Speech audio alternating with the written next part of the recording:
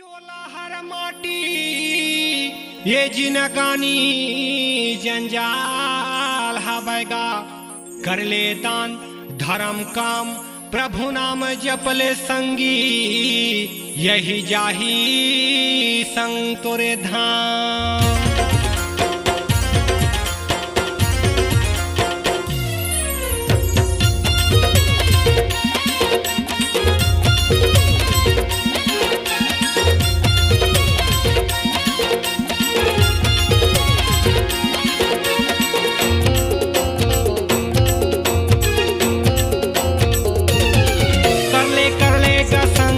दान धर्म कर ले गा संगी दान धर्म यही है संग मा जाही। उपदेश कहे लक्ष्मण बाबा पाछू मन पछताही।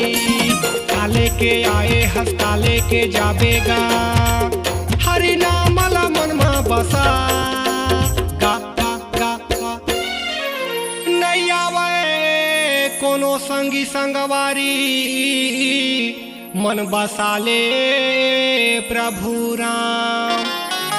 तोरे दान धर्म संग में जाही जी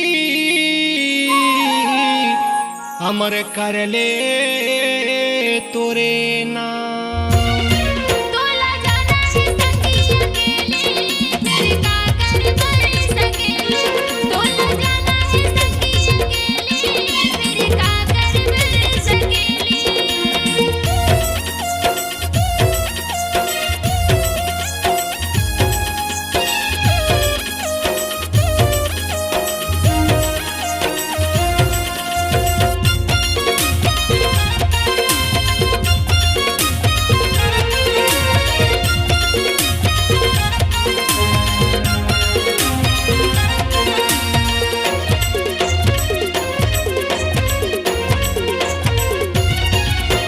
जिंदगी हम मेलाए 4 दिन के खेलाए माया हम मन भर मावत है। मानुष के जाति ये तन्हा तुर माटी ये रिश्ता नाता मन रिझावत है।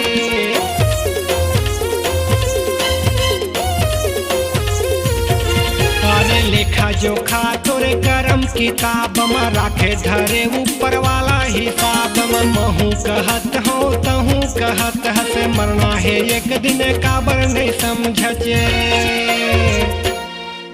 पर स्वार्थ कर लेगा जाए के बेरा वहाँ पाबे जन करे तेला छोड़ेला पर ही यहाँ के डेरा।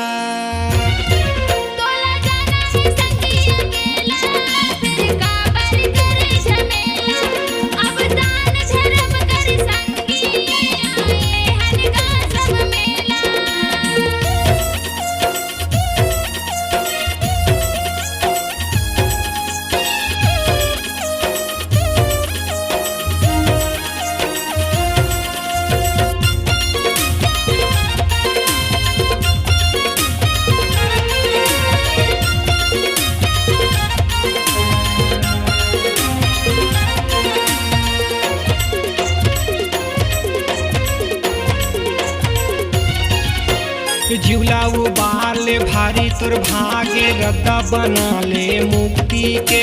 मीठा का बोल जिंदगी अनमोल है तरबे भो सागर खुशी से।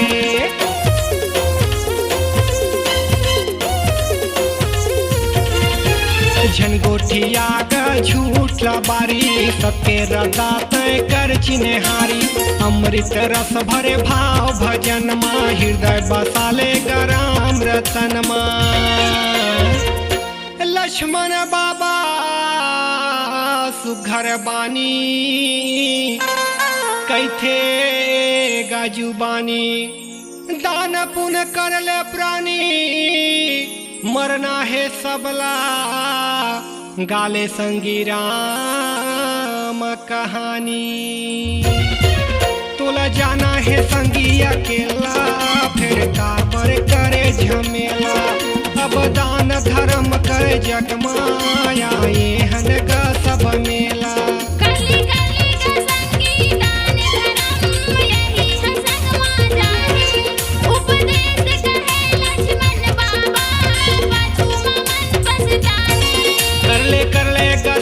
दान धर्म यही है संग में जाही। उपदेश कहे लक्ष्मण बाबा